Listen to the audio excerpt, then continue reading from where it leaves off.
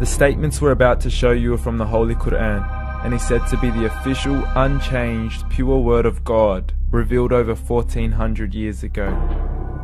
Claiming to be the word of God is a heavy statement, and without proof, or if a single contradiction is found within the book, the apparent word of God will be proven false. So without further ado, let's put the book to the test. In the 23rd chapter, titled The Believers, from the 12th to the 14th verses, God is said to give a detailed description of how the human being is formed. It begins by saying, "We then placed him as a sperm drop in a place of settlement, firmly fixed. Then we made the drop into a alaqa." We will translate this word very soon.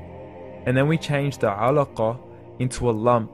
Then we made out of that lump into bones. And then we clothed the bones with flesh. Then we caused him to grow and come into being and attain the definitive human form." In the 21st century, we can now safely say that this verse is clearly describing the process of human development in correct chronological order. However, what we should be paying attention to in particular is the second stage, referring to the development of the embryo. The specific word used to describe the embryo in this verse is the word alaqa. The word alaqa, when translated into English, can mean three separate things. Firstly, a blood clot, or to be suspended, that is to be hanging or clinging to something, or thirdly and finally, a leech. Now, all three definitions don't come anywhere near what we perceive to be the human embryo. So, why are these words used, and what significance do they share with the human embryo? Can the embryo be described as a blood clot? Well, what do you think? In the 3rd week of embryonic development, a tubular heart joins with the blood vessels to form a primordial cardiovascular system, and by the end of the 3rd week, the blood is circulating and the heart begins to beat on day 21. The first thing that comes to mind in regards to being suspended or hanging is the umbilical cord. But we can't use that example because we are simply referring to step 2, before the baby has even formed. But we now know today that the umbilical cord is formed from the connecting stalk. And the connecting stalk is formed as soon as the embryo is formed.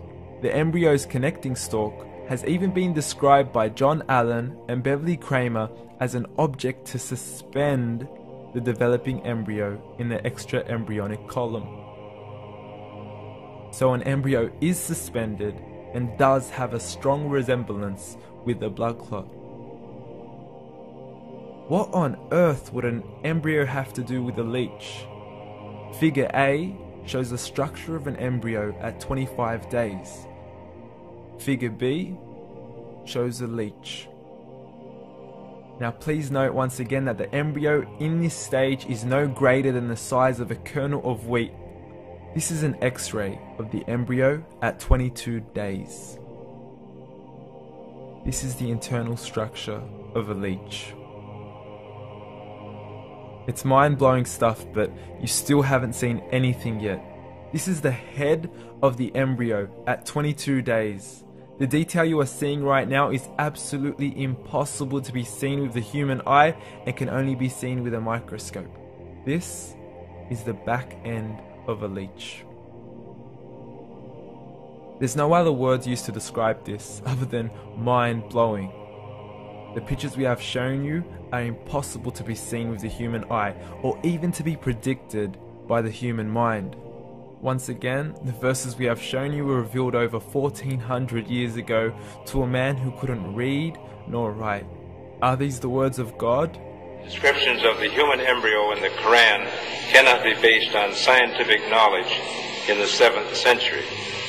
The only reasonable conclusion is that these descriptions were revealed to Muhammad from God, from God, from God, from God.